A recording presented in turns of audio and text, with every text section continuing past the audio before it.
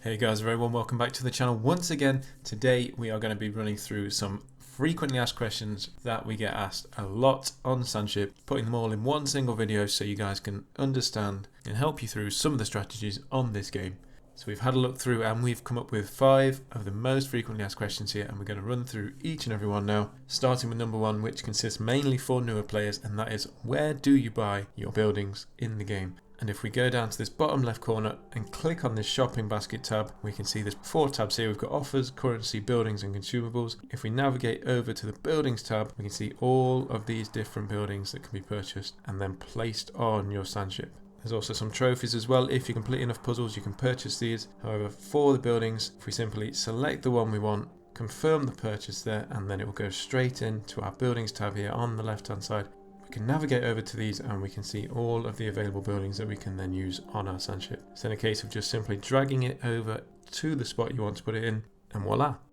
Now, frequently asked question number 2 is all about importers. So we've gone ahead and made a quick iron setup here in this factory. You can see we're producing 2 iron plates per second, and then next door we've gone ahead and imported these iron plates in a neighbouring factory to then produce iron rods. Now, importers bring in your materials to factories at a rate of 5 per second, and we're only producing 2.5 per second as per that other factory, and you can see the effect it's having on this iron rod production here. We've got our factory only working at 50% capacity as per the right hand side labels here, and that's having a knock-on effect on the overall iron rod production being half as much as it should be. We're only producing 5 out of the 10 iron rods per second that we could complete with this setup. Not importing enough materials for your factory will have a knock-on effect on all the resulting materials you're looking to produce. So if you then wanted to use iron rods to make iron wire, that again will have a reduction on the output being produced for your factory.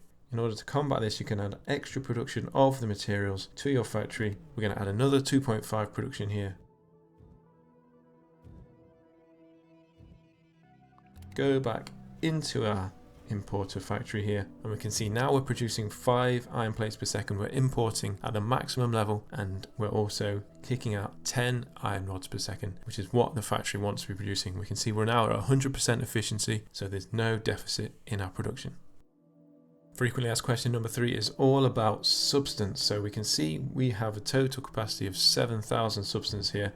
If we start to turn on several factories, our substance use is going to increase, so much so that we start to see the substance capacity being drained from our bank here because we're using more substance than we can currently produce. If we take a look on this right hand side, this 3rd tab down, Sandship icon, we can see we're actually overproducing by 47.79 substance per second, which is why it's dropping by that much. Now we can see once our substance hits 0, all the output items on the right hand side turn red. They're now being produced at percentage efficiency depending on how much over we are of our substance generation. So if we turn even more factories on, the output will be reduced more as the substance is spread further amongst the factories to allow for more production of other materials. So you don't really want to be over consuming your substance here because that has a negative impact on the output of your materials. Once we start to turn some of these factories off again, we can see our substance start to climb and everything goes back into full output as it should be.